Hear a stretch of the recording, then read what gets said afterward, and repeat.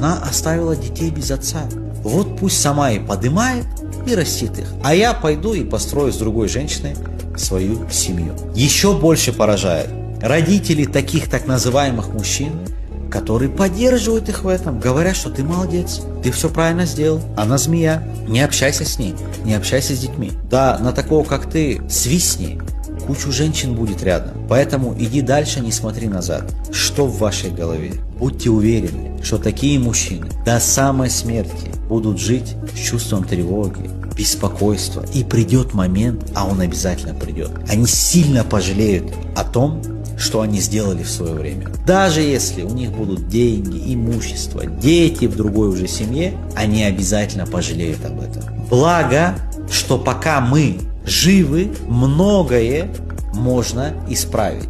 И эти слова для вас напоминание.